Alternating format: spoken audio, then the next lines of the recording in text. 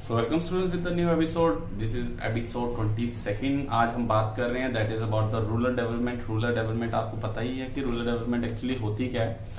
तो rural development की अगर बात करें, रूरल मीन्स गांव के जो एरियाज होते हैं, डेवलपमेंट मतलब उन एरियाज को डेवलप करना। देखिए, इकोनॉमी तभी ग्रोथ करेगी जब इस हर एक सेक्टर जो है, हर एक एरिया जो है, चाहे वो अर्बन है या रूरल है, वो सारे के सारे डेवलप हों।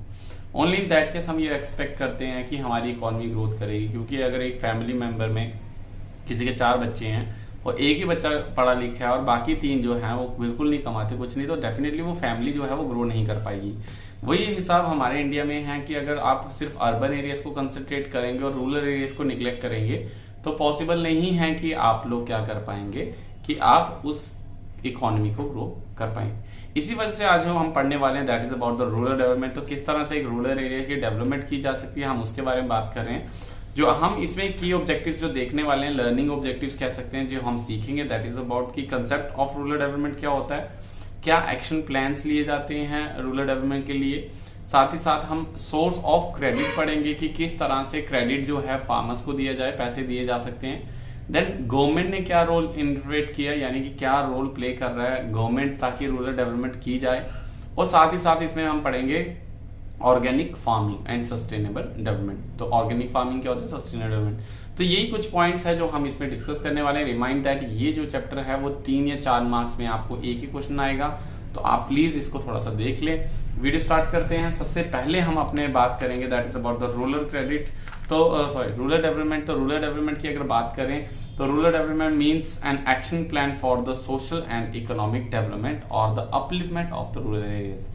अपलिफ्ट करना इकोनॉमिकली और सोशली सोसाइटी को भी अपलिफ्ट करना है और पैसे के मामले में भी उनको अपलिफ्ट करना है। ऐसे एक्शन प्लान बनाए जाते हैं। ऐसे एक्शन प्लान मतलब कि लेट भी आप एक बीडीओ हैं, ब्लॉक डेवलपमेंट ऑफिसर हैं, या आप कहीं पंचायत के सरपंच है, तो आपको कोई प्लान बनाना पड़ेगा कि किस तरह से हम अपने इस गांव को डेवलप कर सकते हैं। और ऐसे ही सारे गांव को डेवलप करने की रिस्पॉन्सिबिलिटी जो होती है और एक एक्शन प्लान की रिक्वायर्ड होती है, जिससे हम सोशली और इकोनॉमिकली अपलिफ्ट कर पाए रूरल एरियाज को। और इसी को हम क्या कहेंगे, रूरल डेवलपमेंट। नॉर्मली अगर बात करें जो सबसे मेन जो चैलेंजेस हैं, तो सबसे पहले अगर बात करें हम की issues of the action plan for the rural development, क्या क्या चाहिए, क्या सबसे जरूरी है एक गांव में डेवलप होने की। अगर आप गांव एरिया से, तो आप खुद ही देख ले, रोड, बिजली, पानी, सड़कें, ये सब कुछ जो है ये आपको डेवलप करने की जरूरत है। तो वैसे ही अगर डेवलपमेंट की बात करें तो सबसे पहले क्या आती है, डेवलपमेंट ऑफ इंफ्रास्ट्रक्चर। सबसे ज्यादा जो जरूरी है वो क्या होना चाहिए, this is the primary issues at the macro level on the Indian rural economy. तो ये इकोनॉमी में सबसे ज्यादा इंपॉर्टेंट क्या है कि सर अभी इसमें सबसे ज्यादा इंपॉर्टेंट चीज है कि इकोनॉमिकली अपलिफ्ट करना, और वो तभी हो पाएगा जब उसका इंफ्रास्ट्रक्चर डेवलप होगा। दूसरी जो चीज है इसमें सबसे ज्यादा important that is about the human capital formation. Last chapter हम पढ़ चुके हैं, नहीं देखा आपने वीडियो प्लीज उसको देख ले। तो ह्यूमन कैपिटल फॉर्मेशन यानी कि वहां के जो लोगों को एक स्किल और एक्सपर्टाइज बनाना, यानी कि वहां के लोगों को एक्सपीरियंस होल्डर बनाना, ताकि वो अपने काम में अच्छे से जो है वो क्वालिटी बिल्टअप कर पाए और प्रोडक्टिविटी करें और ज्यादा इनकम सोर्स करवा पाए, ताकि उनकी जो बेसिक रिक्वायरमेंट्स है वो पूरी हो और पॉवर्टी रिमूव हो, तभी वो economically as well as socially वो अपलिफ्ट हो पाएंगे। इसके साथ ही साथ है development of the productive resources. तो जो भी हमारे प्रोडक्टिव रिसोर्सेज हैं उस एरिया में, उस रूरल एरिया में, पहले तो उनको आइडेंटिफाई करना है। उस आइडेंटिफाई करने के बाद उनको वो फैसिलिटीज प्रोवाइड करवाना। एग्जाम्पल के तौर पे अगर सपोज करो आपके एरिया में अगर लैंड, एग्रीकल्चरल लैंड है, रूरल एरिया से एग्रीकल्चरल लैंड और काफी अच्छी सॉइल फर्टिलिटी है, बट वहां पे इरिगेशन फैसिलिटीज नहीं है, तो सबसे पहले वहां पे इरिगेशन फैसिलिटीज प्रोवाइड करवाई जाए, ताकि वहां की लैंड पे हम और प्रोडक्शन जो है वो ज्यादा कर पाए और उसकी लैंड की प्रोडक्टिविटी को बढ़ा पाए। और जिस आदमी की वो लैंड है उसकी ज्यादा प्रोडक्टिविटी होगी, इरिगेशन फैसिलिटीज होगी, तो डेफिनेटली ये चीज रहेगी कि वो आगे सोशली और इकोनॉमिकली अपलिफ्ट हो पाएगा। Then after the fourth one is the poverty alleviation. So गरीबी को खत्म करना, क्योंकि रूरल एरियाज में बहुत सारे गरीब रहते हैं, क्योंकि उनके पास जॉब नहीं होती, उनकी लैंड में इरिगेशन फैसिलिटीज नहीं होती, जमींदारी सिस्टम्स होता है बहुत सारी होती है, क्रेडिट फैसिलिटीज उनके पास नहीं होती, जिसकी वजह से वो गरीब रह जाते हैं।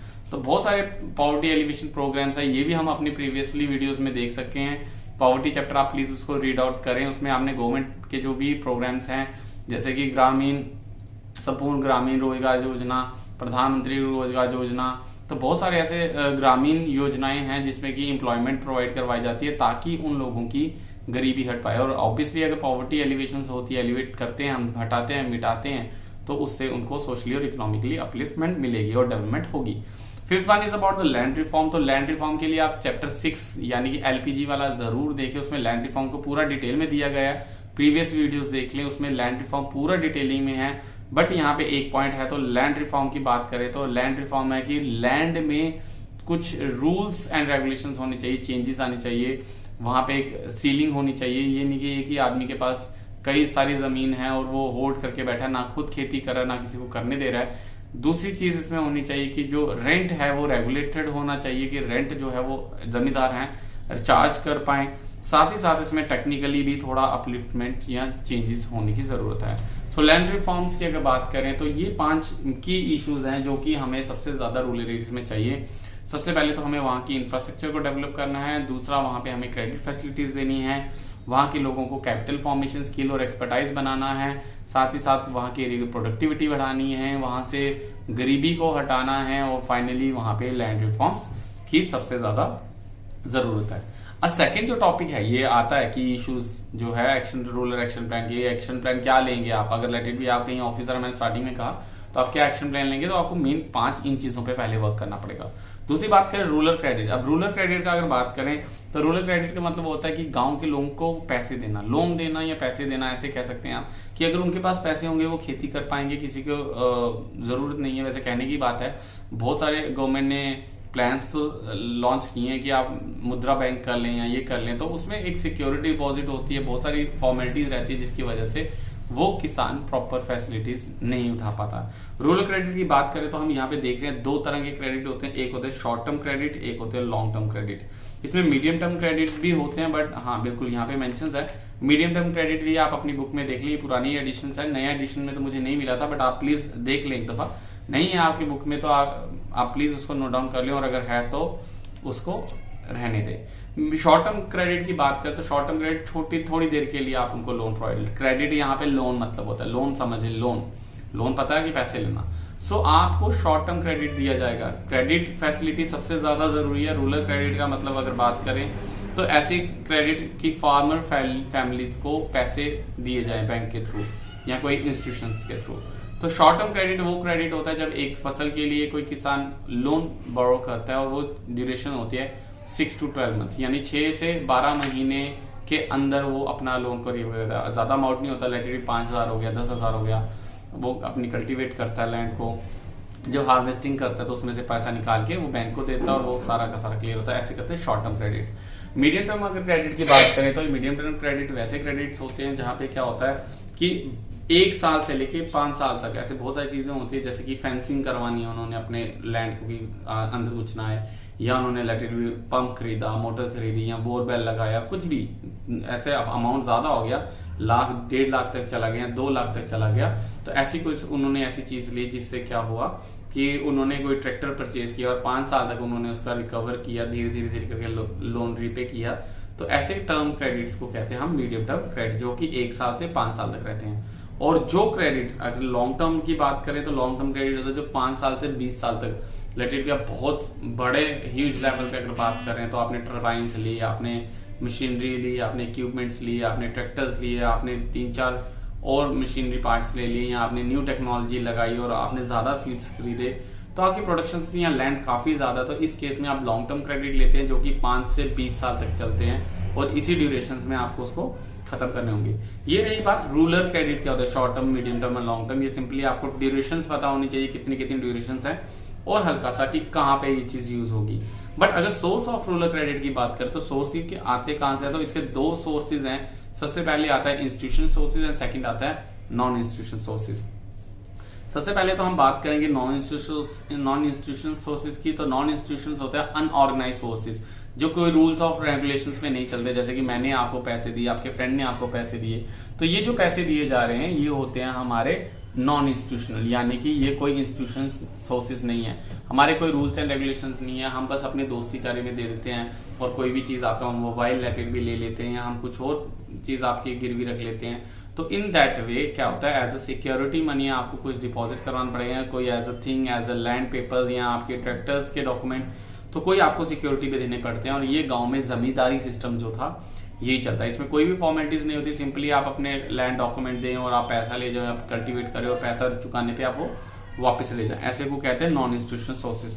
जबकि इंस्टीट्यूशनल सोर्सेज होते हैं जो सेटअप ऑफ रूल्स के अकॉर्डिंग चलते हैं। जैसे कि सबसे पहले बैंक, आप बैंक में पैसा लेने जाते हैं और वो कहते हैं ये फॉर्मेलिटी चाहिए, इसको चाहिए, मॉर्टगेज करवाइए, सिक्योरिटी डिपॉजिट करवाइए, ये वाला फॉर्म भरिए, फोटोग्राफ लगाइए, साइन कीजिए, यहाँ पे अकाउंट नंबर होगा, इसमें डालेंगे, तो बहुत सारा एक प्रोसेस रहता है इसमें।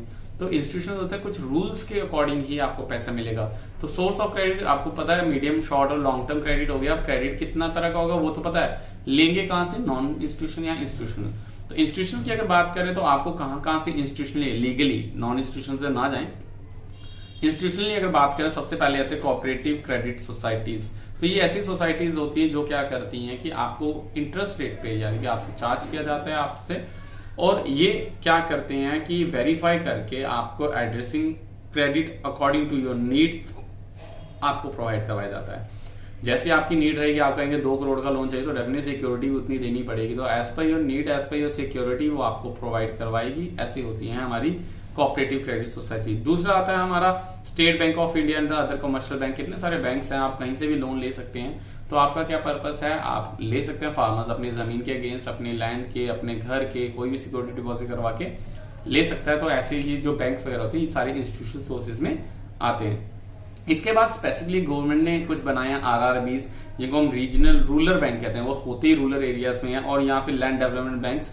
तो ये ऐसे बैंक्स होते हैं जो सिर्फ आपको रूरल एरियाज में देखने को मिलेंगे। जैसे कि अगर बात करें J&K ग्रामीण बैंक, J&K कोऑपरेटिव बैंक, बहुत सारे ऐसे बैंक्स होते हैं जो रूरल एरियाज में आपने देखा होगा, एक दुकान के अंदर ही वो बैंक स्टार्टअप्स होते हैं।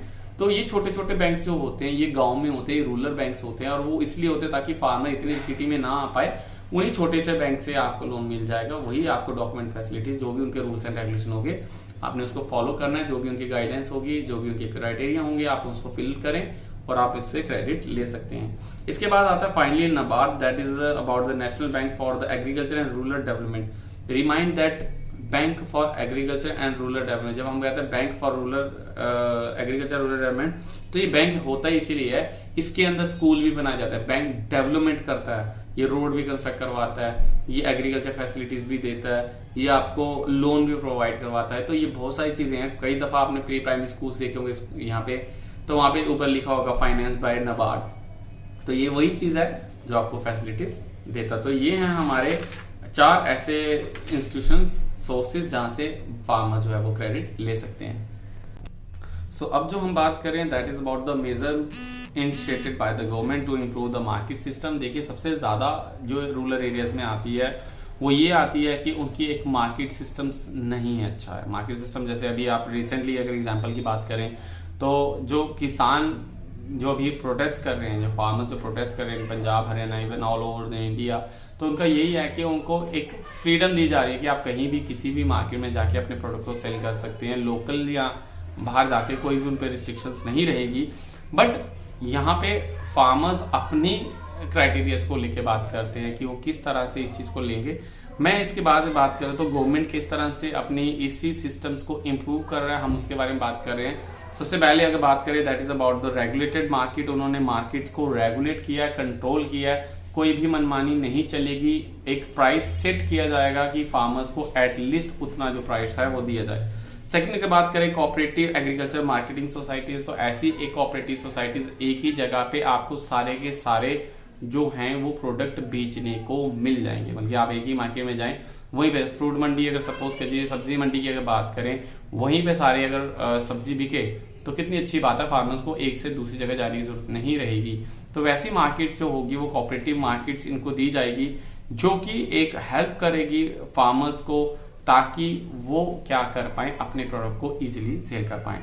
Third one is about the provision of warehouse facility. Warehouses होते हैं जहां पे वो अपना डंप करके रख सकते हैं मार्केट मटेरियल, ऐसा जहां पे ऐसी जगहें जहां पे अब बहुत सारी कोल्ड स्टोरेज बनाई गई हैं, बहुत सारी ऐसी जगह हैं जहां पे क्या है कि फैसिलिटीज दी जाती हैं फार्मर्स को कि वहां पे अपना माल जो है वो स्टोर करके रख सकते हैं ताकि वो फ्यूचर में इसको यूज कर पाए। Fourth one is subsidised transport. Subsidised transport की बात है कि अगर फार्मर एक्टिविटीज है उन पे जैसे टोल प्लाजा नहीं लिया जाएगा, या रोड टैक्स नहीं लिया जाएगा, या उन पे वैट या कोई और टैक्स चार्ज नहीं किया जाएगा, या उनको ट्रांसपोर्ट फैसिलिटीज सस्ती दी जाएंगी। तो वो सारी की सारी सब्सिडीज भी जो है गवर्नमेंट फैसिलिटेट्स कर रही है फार्मर्स को। Fifth one is dissemination of information, और डिसमेंटेशन ऑफ इंफॉर्मेशन की बात करें तो इलेक्ट्रॉनिक मीडिया, रेडियो के थ्रू आप देखें तो बहुत सारे चैनल्स होते हैं, किसान चैनल होते हैं, डीडी किसान है, तो बहुत सारे ऐसे चैनल्स हैं जहां पे क्या किया जाता है कि फार्मर्स को नॉलेज प्रोवाइड करवाई जाती है कि रिगार्डिंग रेन के रिगार्डिंग, सॉइल के regarding, harvesting regarding, new technology के रिगार्डिंग। तो वैसी जो है इंफॉर्मेटिव जो है गवर्नमेंट उनको टाइम टू टाइम प्रोवाइड करवाती है ताकि उनकी डेवलपमेंट होती रहे। And the last one is MSP policy. MSP policy होते हैं minimum support price policy. Minimum support price मतलब कि कम से कम इतना रेट आपको मिलेगा ही मिलेगा। सपोज कीजिए आज एक फार्मर अगर राइस ग्रो करता है और राइस ग्रो करने पे ये होता है कि उसने राइस ग्रो किया और राइस ग्रो करने के बाद ऐसा हो गया कि आज 10 रुपए के हिसाब से उसने लगाया और मार्केट में जब उसकी हार्वेस्टिंग 6 महीने की हार्वेस्टिंग होगी तो 6 महीने बाद अगर वो हार्वेस्ट करके मार्केट में लेके जाता है और उसका प्राइस 8 रुपए है, तो डेफिनेटली इस तरह से तो कोई भी फार्मिंग एक्टिविटीज में इंगेज नहीं होगा। तो एटलीस्ट उनको एक मिनिमम सपोर्ट प्राइस दिया जाता है कि इतना मिनिमम आपको मिलेगा ही मिलेगा, लाइक 15 या 17। तो वो आप गवर्नमेंट एक फैसिलिटेट्स करती है। रिमाइंड दैट वो सिर्फ एग्रीकल्चर एक्टिविटीज पे होती है। कई दफा आपने देखा होगा टमाटर मार्केट में और रोड पे फेंक रहे हैं, दूध गिरा रहे हैं। रीजंस क्या होता है, वो भी चाहते हैं कि उनकी प्रोडक्ट्स को भी जो है मिनिमम प्राइस दिया जाए। मिनिमम प्राइस सपोर्ट प्राइसेस उन्हीं को दिया जाता है जिनकी ड्यूरेशन लंबी रहती है, जैसे 4, 5, 6 महीने की ड्यूरेशन रहती है, क्योंकि 6 महीने में मार्केट कुछ भी फ्लक्चुएट कर सकती है। आज जिसका 12 रुपए रेट है शायद वो 6 रुपए आ जाए, तो किसान उस केस में मारा जा सकता है। अगर उसने सोर्स ऑफ क्रेडिट लिया हुआ है कहीं से तो डेफिनेटली वो अपना रीपे कैसे कर पाएगा। इसीलिए उसकी मिनिमम सपोर्ट पॉलिसी होती है कि आपको मार्केट में कम से कम इतना जरूर मिलेगा। बट मिल्क की बात करें, टमाटो की बात करें, ये तो हार्डली एक हफ्ते में ग्रो हो जाती है और एक हफ्ते में मार्केट इतनी अप एंड डाउन नहीं जाती है, तो इसीलिए उनको सपोर्ट पॉलिसीज नहीं दी जाती। इसके अलावा अगर लास्टली बात करें, इसमें हम फिशरीज हॉर्टिकल्चर कुछ नहीं करेंगे। सबसे ज्यादा इसमें इंपॉर्टेंट रहता है that is about the organic farming and sustainable development. नाम ही क्लियर है, ऑर्गेनिक फार्मिंग यानी कि ऑर्गेनिक बेस्ड से ही हम जो होगा, जो हमारे काउडल्स होते हैं या बायो जो हमारे केमिकल्स हैं हम उनको ना यूज करें और हम वो फर्टिलाइजर यूज करें जो नेचुरली प्रोड्यूस होते हैं। ऐसे चीजों को यूज करके हम अपनी एग्रीकल्चर एक्टिविटीज को बढ़ाएं और सस्टेनेबल डेवलपमेंट मींस कि आने वाली फ्यूचर जनरेशंस को भी इनका फायदा मिले। ये सस्टेनेबल डेवलपमेंट पूरा आपको चैप्टर देखने को मिलेगा नेक्स्ट में, so don't be worried about that. तो अगर ऑर्गेनिक फार्मिंग की बात करें, is a broadly a systems of farming that relies upon the use of organic inputs for the cultivations। तो ये ऐसे होते हैं जहां पे ऑर्गेनिक इनपुट्स यूज करके इसकी प्रोडक्शन होती है। वाई ऑर्गेनिक फार्मिंग क्यों की जाए? The very first one reason is that is a discard the use of the non renewable resources. तो ऐसे जो है कन्वेंशनल फार्मिंग जो है अनलाइक जो हमारी कन्वेंशनल फार्मिंग जो है या आउटलुक है उनको ये खत्म करती है और इससे एक प्लस पॉइंट्स रहता है कि हमारी जो फार्मिंग है वो केमिकल बेस से ऑर्गेनिक हो जाएगी। सेकंड पॉइंट की बात करें, इन्वायरमेंट फ्रेंडली है। तो इन्वायरमेंट फ्रेंडली है तो इसमें कोई भी पोल्यूशन क्रिएट नहीं होगा, जो भी चीज होगी वो नेचुरल होगी, तो इसमें प्लस पॉइंट्स रहेगा। Then sustain the soil fertility, इससे केमिकल डालने से सॉइल फर्टिलिटी चली जाती है, बट ऑर्गेनिक फार्मिंग में सॉइल की जो फर्टिलिटी है वो सस्टेन रहती है, वो वैसी ही रहेगी और इम्प्रूव करेगी और हम उसमें कल्टीवेशन क्रॉप रोटेशन के थ्रू चल सकते हैं। Healthy and the tasty food, आपने देखा होगा देसी लौकी, देसी भिंडी, ये देसी जो वर्ड होता है वो वही होता है जहाँ पे कोई केमिकल यूज नहीं होता और इनकी जो प्रोडक्ट्स होते हैं, जो भी वेजिटेबल्स होते हैं, फ्रूट्स होते हैं, ये सारे के सारे काफी हेल्दी होते हैं और टेस्टी रहते हैं। And inexpensive technology for the small and the marginal farmers, जो छोटे छोटे फार्मर्स हैं जो छोटे छोटे खेतों में अपनी कल्टीवेशन करते हैं वो काफी इनएक्सपेंसिव रहती है, यानी ये टेक्नोलॉजी महंगी नहीं है और इसका यूज होना चाहिए। वाई ऑर्गेनिक फार्मिंग, तो ये क्वेश्चन आ सकता है और ऑर्गेनिक फार्मिंग 1 नंबर में आता है क्वेश्चन की व्हाट इज ऑर्गेनिक फार्मिंग या डिफाइन ऑर्गेनिक फार्मिंग। तो प्लीज इन चीजों को ध्यान में दे लें। इसके बाद पीछे आप पावर पॉइंट देख सकते हैं, हर चीज वहां पे दी गई है। जो चीजें आपको करवाई आप वही करेंगे, अपार्ट फ्रॉम दैट फिशरीज हो गई, हॉर्टिकल्चर हो गया, ये चीजें आपको इसमें इंक्लूडेड नहीं रहने वाली।